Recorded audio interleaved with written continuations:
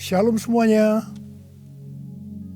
Ketika Tuhan Yesus ditanya oleh murid-muridnya akan tanda kedatangannya dan tanda kesudahan dunia ini, maka salah satu dari tanda itu adalah penyakit sampar yang bisa kita sebutkan sebagai pandemi COVID-19. Jadi pandemi COVID-19 adalah bagian dari tanda kedatangan Tuhan Yesus di awan-awan untuk menjemput gerejanya. Ada yang berkata bahwa penyakit sampar sudah terjadi berulang-ulang. Malah pada tahun 1918 sampai dengan 1920 ada wabah flu Spanyol yang menyebabkan 50 juta orang meninggal. Tetapi Tuhan Yesus belum datang. Jangan-jangan setelah pandemi COVID-19 Tuhan Yesus juga tidak akan segera datang. Kalau kita bicara Tuhan Yesus tidak segera datang, ini tidak sesuai dengan yang dikatakan Tuhan Yesus dalam kitab Wahyu. Dalam kitab Wahyu, Tuhan Yesus berkata, "Aku datang segera sebanyak 4 kali. Dan waktunya sudah singkat, waktunya sudah dekat sebanyak 2 kali." Jadi kalau Tuhan Yesus berkata, "Aku datang segera" 2000 tahun yang lalu, apalagi hari-hari ini, pasti lebih segera lagi. Hati-hati, jangan terjebak menjadi pengejek-pengejek yang dengan ejekannya berkata, "Di mana janji kedatangannya itu? Dari dulu keadaan tetap seperti ini.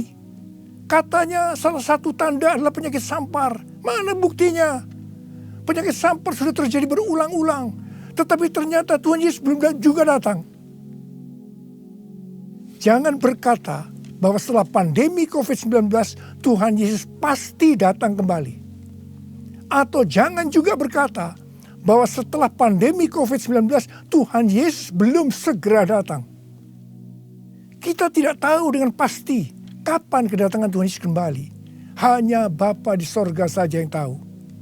Yang penting Tuhan Yesus berkata bahwa penyakit sampar seperti pandemi COVID-19 ini adalah bagian dari tanda kedatangannya.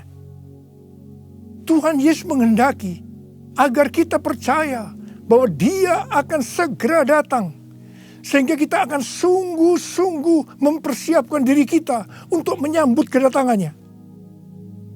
Saya percaya bahwa sikap orang percaya dari zaman ke zaman yang melihat dan mengalami malapetaka, mungkin itu perang, mungkin itu bencana alam, termasuk penyakit sampar, akan berkata bahwa Tuhan Yesus akan datang segera. Sebagai contoh, Bapak Gereja yang bernama Cyprianus, yang adalah uskup gereja Kartago pada zaman Kekaisaran Romawi, yang mengalami pandemi pada tahun 250 sampai 271 Masehi. Pada saat itu di Roma saja sekitar 5.000 orang meninggal per hari. Cyprianus menyebutkan bahwa pandemi tersebut sebagai akhir zaman. Memang ini terbukti keliru. Akan tetapi dari sisi yang lain kita melihat keyakinannya bahwa ini adalah akhir zaman justru membuat terjadinya kebangunan rohani. Gereja terlibat dalam pelayanan sosial diakonia yang dahsyat. Melihat itu banyak orang menjadi percaya dan gereja berkembang pesat.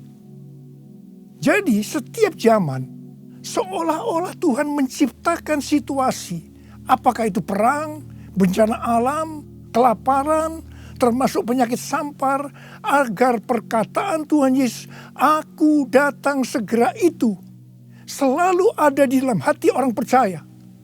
Sehingga mereka selalu dalam kondisi berjaga-jaga, melakukan amanat agung Tuhan Yesus, sehingga penuaian jiwa besar-besaran terjadi. Demikian juga dengan adanya pandemi COVID-19 ini, Tuhan menghendaki gerejanya, yaitu kita-kita ini, bergerak menyelesaikan amanat agung sebelum Tuhan Yesus datang kembali. Sejak tahun 2009, setelah Tuhan berbicara dengan begitu serius kepada saya tentang "Aku datang segera", saya selalu memperkatakan hal ini. Saya selalu mengingatkan agar kita lebih intim dengan Tuhan. Hari-hari ini pesan Tuhan kepada kita adalah kembali kepada kasih mula-mula. Ingat, kita adalah calon mempelai wanita dari Kristus. Sang mempelai pria akan datang dengan segera untuk menjemput kita. Kita harus mempersiapkan diri dengan kembali kepada kasih yang mula-mula. Dalam Wahyu 2 ayat 1 sampai dengan 7, Tuhan Yesus berkata kepada jemaat di Efesus bahwa jemaat di Efesus itu rajin, tekun, tidak dapat sabar terhadap rasul palsu, tetap sabar dan mau menderita oleh karena namaku, kata Tuhan.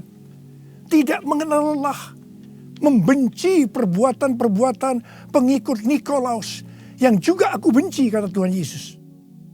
Pengikut Nikolaus mengajarkan bahwa percabulan tidak akan mempengaruhi keselamatan seseorang dalam Kristus. Ini adalah pengajaran sesat, karena kita perjanjian baru mengatakan hal yang sebaliknya, yaitu bahwa orang yang hidup dalam percabulan tidak akan mendapat bagian dalam kerajaan Allah. Kalau kita melihat ini, saya berkata bahwa jemaat Efesus ini jemaat yang luar biasa. Akan tetapi Tuhan Yesus melanjutkan dengan berkata, namun demikian, aku mencela engkau, karena engkau telah meninggalkan kasihmu yang semula.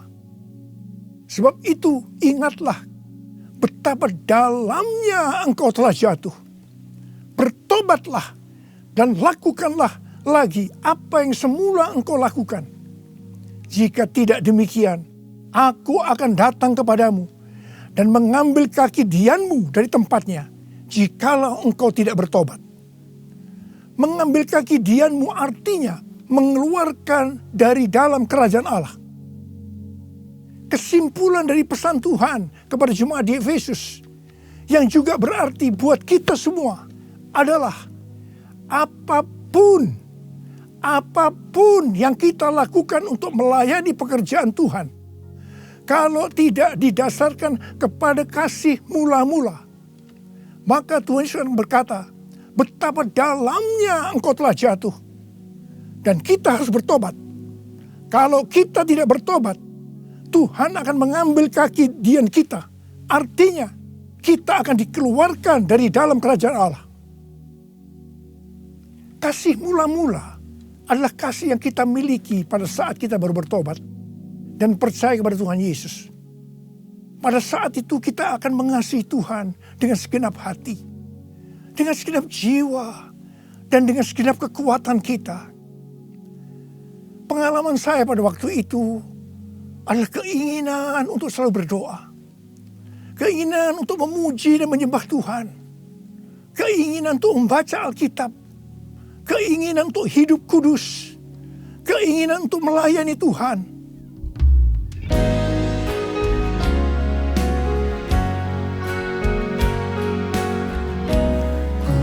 Cinta kau Yesus, hanya engkau bagiku Yesus. Sungguh ku rindu mengatakannya, betapa aku mengasihimu. Engkau Allah dan Rajaku, kekasih dan hidupku. Engkau segalanya bagiku. Ku bersyukur kepadamu. Ku bersyukur kepadamu. Ku bersyukur kepadamu.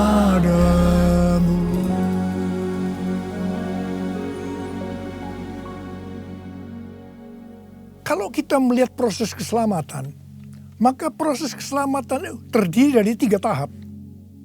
Tahap yang pertama adalah proses justification, yang artinya pembenaran. Tahap yang kedua adalah proses sanctification, yang artinya pengudusan. Tahap yang ketiga adalah proses glorification, yang artinya pemuliaan atau pengangkatan. Pada proses pertama, yaitu proses justification atau pembenaran, kita bertobat dan percaya kepada Tuhan Yesus, kita mengalami kelahiran baru, kita mengalami kasih mula-mula. Setelah itu kita memasuki tahap yang kedua, yaitu proses sanctification atau pengudusan. Dalam proses ini, kita akan dikuduskan terus-menerus oleh Roh Kudus dan firman Allah, sehingga kita menjadi serupa dengan gambarnya, yaitu menjadi murid Tuhan Yesus. Setelah itu, kita akan masuk dalam proses yang ketiga, yaitu glorification, yang artinya pemuliaan atau pengangkatan. Jadi, yang diangkat itu adalah mereka yang menjadi serupa dengan gambar Yesus, yaitu murid Tuhan Yesus. Pada waktu memasuki proses sanctification atau pengudusan ini, dengan berbagai macam alasan, kualitas kasih kita kepada Tuhan yang tadinya penuh dengan kasih yang mula-mula bisa berubah menjadi seperti yang terjadi pada jemaat di Efesus.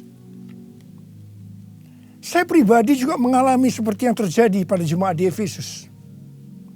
Tetapi melalui pengudusan secara terus-menerus oleh Roh Kudus dan firman Allah, juga disertai dengan proses yang menyakitkan, saya kembali kepada kasih mula-mula sampai dengan hari ini. Haleluya. Saya akan bertanya kepada saudara, bagaimana kualitas kasih saudara kepada Tuhan? Saya mau mengajak saudara untuk melihat kualitas kasih kita kepada Tuhan melalui kitab Kidung Agung. Kitab Kidung Agung merupakan satu-satunya kitab di Alkitab yang khususnya membahas kasih yang unik di antara dua orang mempelai, yaitu antara Salomo dengan gadis Sulam yang dipercaya dia adalah istri pertama dari Salomo. Karena beberapa nats penting dalam Perjanjian Baru melukiskan kasih Kristus bagi gerejanya dengan memakai hubungan pernikahan, maka kitab Kidung Agung dapat dipandang sebagai melukiskan kasih yang ada di antara Kristus dengan mempelainya, yaitu gerejanya, yaitu kita-kita ini. Sama halnya dengan iman kita yang harus bertumbuh. Demikian juga kualitas kasih kita kepada Tuhan harus bertumbuh.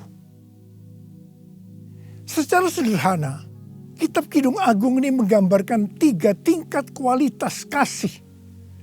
Dan ini juga menunjukkan tingkat kualitas kasih kita dengan Tuhan. Tingkat kualitas kasih yang pertama terdapat dalam Kidung Agung 2 ayat 16 yang berkata, kekasihku kepunyaanku dan aku kepunyaan dia. Dalam hubungan kita dengan Tuhan, kita bisa berkata begini, Tuhan milikku, aku miliknya Tuhan. Tingkat kualitas kasih yang kedua terdapat dalam Kidung Agung 6 ayat 3 yang berkata, aku kepunyaan kekasihku dan kepunyaanku kekasihku. Dalam hubungan kita dengan Tuhan, kita bisa berkata begini, aku milik Tuhan, Tuhan milikku. Tingkat kualitas kasih yang ketiga terdapat dalam Kidung Agung 7 ayat 10 yang berkata, kepunyaan kekasihku aku. Dalam hubungan kita dengan Tuhan, kita bisa berkata, aku milik Tuhan. Tingkat kualitas kasih yang pertama bisa dikatakan ini adalah kasih yang egois. Karena yang dikedepankan itu, Tuhan adalah milikku, baru aku milik Tuhan. Maka yang selalu dipikirkan hanya soal diberkati. Jadi karena Tuhan milikku, berkati aku dong Tuhan. Biasanya jarang bertanya kepada Tuhan tentang apa yang dikehendaki Tuhan dalam setiap rencana atau langkah yang akan dilakukan. Jadi kalau dia punya rencana, langsung akan minta supaya Tuhan memberkati. Biasanya juga jarang menyinggung tentang apa yang harus kita lakukan untuk melayani Tuhan. Itu tingkat yang pertama. Tapi tingkat kualitas kasih yang kedua bisa dikatakan sebagai kasih bersyarat. Aku milik Tuhan. Tuhan adalah milikku. Sekarang yang dikedepankan adalah aku miliknya Tuhan. Baru setelah itu Tuhan adalah milikku. Berarti mulai ada satu peningkatan. Di sini mulai ada menyinggung tentang melayani Tuhan. Tetapi dengan syarat. Supaya Tuhan memberkati. Jadi motivasi mau melayani karena mau diberkati Tuhan. Itu tingkat kualitas kasih yang kedua. Tetapi sekarang tingkat kualitas kasih yang ketiga. Inilah yang disebutkan kasih yang tidak egois. Kasih yang tidak mementingkan dirinya sendiri. Ini adalah kasih yang semula. Aku milik Tuhan. Titik. Tidak ada embel-embelnya lagi. Mereka yang memiliki kasih mula-mula akan berkata, aku milik Tuhan. Bukan milikku sendiri. Aku ini adalah milik Tuhan. Aku sudah dibeli. Dan harganya telah lunas dibayar. Aku dibeli dengan harga yang mahal. Yaitu dengan darah Yesus. Mereka yang memiliki kasih mula-mula akan berkata, jika aku hidup untuk Tuhan. Dan jika aku mati untuk Tuhan. Jadi baik hidup atau mati, aku adalah milik Tuhan. Mereka yang memiliki kasih mula-mula akan berkata, aku hidup, tetapi bukan lagi aku sendiri yang hidup, melainkan Kristus yang hidup di dalam aku. Hidupku bukannya aku lagi, tapi Yesus dalamku. Hidupku bukannya aku lagi, tapi Yesus dalamku. Yesus hidup, Yesus hidup dalamku. Hidupku bukannya aku lagi, tapi Yesus dalamku. Tapi Yesus dalamku. Orang yang memiliki kasih mula-mula sudah tidak memikirkan lagi tentang diberkati atau tidak diberkati oleh Tuhan. Yang paling penting adalah hidup menyenangkan hatinya Tuhan. Melakukan kehendaknya Tuhan. Seperti Tuhan Yesus berkata dalam Yohanes 4 ayat 34. Makananku ialah melakukan kehendak Dia yang mengutus aku dan menyelesaikan pekerjaannya. Makanan adalah sesuatu yang sangat vital dalam hidup ini. Mendapatkan makanan adalah motivasi manusia dalam bekerja atau berusaha. Dan Tuhan Yesus mengajarkan kepada kita bahwa yang paling penting dalam hidup ini, artinya fokus hidup kita adalah melakukan kehendak Bapa, bukan kepada makanan, meskipun makanan itu perlu. Orang yang memiliki kasih mula-mula akan melayani Tuhan seperti yang terdapat dalam Roma 14 ayat 17 dan 18 yang berkata, sebab kerajaan Allah bukanlah soal makanan dan minuman, tetapi soal kebenaran, damai sejahtera, dan sukacita oleh Roh Kudus. Karena barang siapa melayani Kristus dengan cara ini, ia berkenan kepada Allah dan dihormati oleh manusia. Orang yang memiliki kasih mula-mula akan selalu berkata, sebab engkau baik, bahwasanya untuk selama-lamanya kasih setiamu.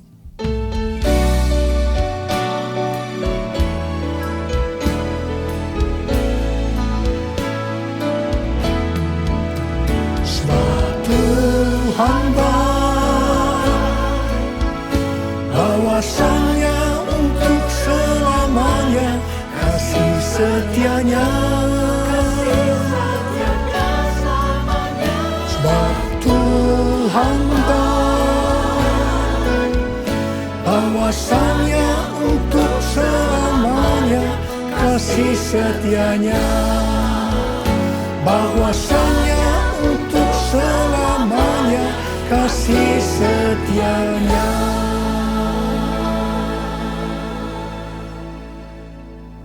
Pujian ini diajarkan oleh Daud dan terus dinyanyikan setelah zaman Daud. Tuhan memberitahu kepada Daud hal yang paling menyenangkan hatinya Tuhan, yaitu kalau dipuji oleh kita, bahwa Tuhan itu baik, bahwasanya untuk selama-lamanya kasih setianya. Karena memang itulah yang Tuhan lakukan untuk kita. Jadi apapun masalah yang kita hadapi, nyanyikan terus pujian tadi. Orang yang memiliki kasih mula-mula akan berkata, aku tidak takut, sebab Tuhan menyertai aku. Aku tidak bimbang, sebab Tuhan adalah Allahku. Tuhan akan meneguhkan aku, bahkan akan menolong aku. Tuhan akan memegang aku dengan tangan kanannya, yang membawa aku kepada kemenangan.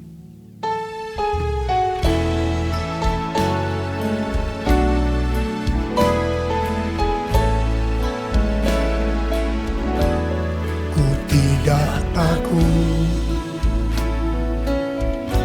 sebab Kau besertaku. Ku tidak bimbang, sebab Engkau Allahku. Engkau meneguhkanku, bahkan menolongku. Kau batu karangku, Yesus Tuhan. Yesus memegangku dengan tangan kanan-Mu. Yesus memberiku kemenangan. Yesus memegangku dengan tangan kanan-Mu. Yesus memberiku kemenangan. Yesus memberiku kemenangan. Yesus memberiku kemenangan. Haleluya. Orang yang memiliki kasih mula-mula dalam masa pandemi COVID-19 ini akan tetap percaya kepada janji Tuhan dan terus memperkatakannya. Orang yang memiliki kasih mula-mula akan berkata, Tuhan, saya mau menyelesaikan amanat agung dengan kuasa dari Roh Kudus, yaitu Pentakosta yang ketiga. Tuhan, saya berjanji untuk memakai mulut ini hanya berbicara tentang firman Tuhan, bukan yang lain-lain. Orang yang memiliki kasih yang mula-mula akan melakukan firman Tuhan seperti yang terdapat dalam lagu ini. Aku mengasihi Engkau Yesus dengan segenap hatiku. Aku mengasihi Engkau Yesus dengan segenap jiwaku. Ku renungkan firman-Mu siang dan malam, ku pegang perintah-Mu dan ku lakukan. Engkau tahu ya Tuhan, tujuan hidupku hanyalah untuk menyenangkan hati-Mu. Menyenangkan hati-Mu, menyenangkan hati-Mu.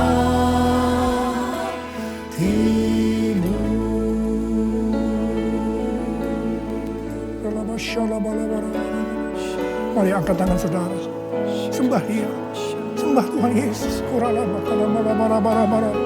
Tuhan Yesus, sembah. Yang sudah berbahasa roh saat ini. Yang belum, terus katakan haleluya, haleluya. Orialalabakana mayaralalalabarabarabara. Oh rarabasande. Ikaralama yaralabalabalabalabalabalabalabalabalabalabalabalabala. Oralabalabalabalabala. Orialalabalabalabalabala. Oralabalabalabalabala. Oralabalabalabalabala. Orilebedabalabalabala. Hamba berdoa buat anak-anak-Mu ini semua Tuhan. Hamba berdoa mereka kembali kepada kasih yang mula-mula. Kembali kepada kasih yang semula. Kasih yang mula-mula. Ya Tuhan, hamba berdoa buat mereka. Tuhan, terima kasih. Terima kasih ya Tuhan, terima kasih Engkau akan segera datang untuk kali yang kedua. Bapa, hamba berdoa di tengah pandemi COVID-19 ini. Anak-anak-Mu yang mengalami bermacam-macam masalah. Engkau yang tolong mereka ya Tuhan. Tolong ya Tuhan. Mungkin mereka ketakutan, kebingungan. Ketakutan yang berlebihan, paranoid Tuhan. Tolong mereka ya Tuhan. Yang terpapar dengan COVID-19 sakit Tuhan. Dalam nama Yesus, aku sekarang perintahkan COVID-19. Kau keluar. Sembuh dalam nama Yesus. Sembuh dalam nama Yesus. Sembuh dalam nama Yesus. Oh Tuhan, terima kasih. Katakan terima kasih. Terima kasih ya Tuhan. Terima kasih ya Tuhan. Terima kasih. Terima kasih ya Tuhan. Terima kasih. Oh rara-bara-bara-bara-bara. Terima kasih. Oh rara-bara-bara-bara. Terima kasih. Dalam nama Yesus. Dalam nama Yesus. Amin. Mari saudara-saudara, kita akan masuk dalam perjamuan kudus. Kita akan mengingat ayat ini. Sebab setiap kali kamu makan roti ini dan minum cawan ini, kamu memberitakan kematian Tuhan sampai Ia datang. Perjamuan kudus adalah perjamuan Tuhan Yesus sendiri. Setiap kali kita masuk dalam perjamuan kudus, Tuhan Yesus selalu berkata, biarlah ini menjadi peringatan akan daku. Karena itu mari arahkan hati kita kepada Tuhan. Kita akan mengingat kebaikan Tuhan. Mari tundukkan kepala. Tuhan, siapakah kami ini sebelum kami mengenal Engkau? Kami semua orang berdosa. Upah dosa adalah maut, mati. Tapi Engkau yang tidak berdosa telah dijadikan dosa oleh karena kami. Engkau harus mati dengan penderitaan yang luar biasa ya Tuhan. Itu Engkau ya Aba. Betapa baiknya Engkau. Engkau jadikan kami sebagai anak-anak-Mu. Engkau tuntun kami, Engkau bela, Engkau lindungi, Engkau berkati. Engkau sembuhkan kami, Engkau ajar kami ya Tuhan. Engkau juga menghajar kami kalau kami salah Tuhan. Terima kasih ya Aba. Terima kasih Engkau itu adalah Engkau ya Tuhan. Tuhan Yesus akan memberkati saudara melalui perjamuan kudus ini. Tapi Tuhan mau kita makan dan minum dengan cara yang benar. Karena itu masing-masing sekarang berdoa. Lihat keadaan dirimu masing-masing. Jangan menyimpan dosa. Kalau ada dosa yang Tuhan ingatkan saat ini, langsung minta ampun. Ampuni saya Tuhan. Ampuni saya, katakan ampuni, ampuni ya Tuhan, ampuni. Supaya sudah diberkati oleh Tuhan. Tuhan ampuni anak-anak-Mu. Kau melihat mereka yang sedang meminta ampun di hadapan Tuhan. Ampuni mereka, kasihani mereka ya Tuhan, kasihani. Layakkan kami masuk dalam perjamuan kudus. Kami akan masuk dalam perjamuan kudus dengan hati yang penuh sukacita. Hati bersyukur dalam nama Yesus kami berdoa. Amin. Sekarang, mari angkat roti di tangan kanan saudara tinggi-tinggi. Sebab apa yang telah kuteruskan kepadamu telah aku terima dari Tuhan. Yaitu bahwa Tuhan Yesus pada malam waktu ia diserahkan mengambil roti dan sesudah itu ia mengucap syukur atasnya. Ia memecah-mecahkannya dan berkata, inilah tubuhku yang diserahkan bagi kamu. Perbuatlah ini menjadi peringatan akan aku. Sudah dikasih Tuhan, bukankah roti yang kita pecah-pecahkan ini adalah persekutuan kita dengan tubuh Kristus? Mari kita makan dalam nama Yesus.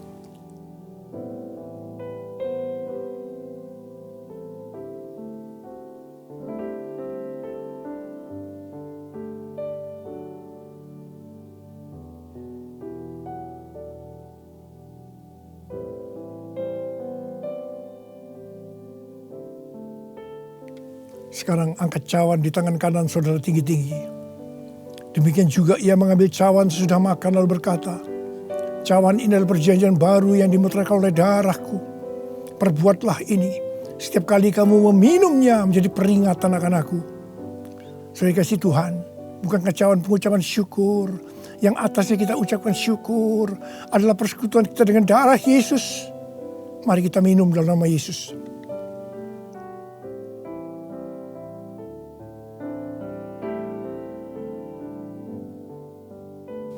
Mari angkat tangan saudara. Ucapkan terima kasih. Ucapkan syukur. Ucapkan syukur dan terima kasih ya Tuhan.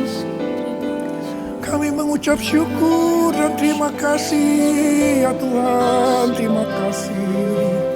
Engkau baik ya Tuhan. Bahwasanya untuk selama-lamanya kasih setiamu. Engkau baik ya Tuhan. Engkau baik ya Tuhan. Bahwasanya untuk selama-lamanya kasih setiamu. Tuhan terima kasih. Tuhan terima kasih. Terima kasih. Terima pengurapan Tuhan saat ini. Angkat kedua tanganmu. Terima. Urapi anak-anakmu. Terima pengurapan Tuhan. Terima. Terima kasih Yesusku. Terima kasih Yesusku. Puji syukur hanya bagi Tuhanku. Terima kasih Yesusku. Terima kasih Yesusku. Puji syukur hanya bagi Tuhanku. Terima kasih. Terima kasih Yesusku. Terima kasih Yesusku. Puji syukur hanya bagi Tuhanku. Terima kasih Yesusku. Terima kasih Yesusku. Puji syukur hanya bagi Tuhanku. Puji syukur hanya bagi Tuhanku. Puji syukur hanya bagi Tuhanku.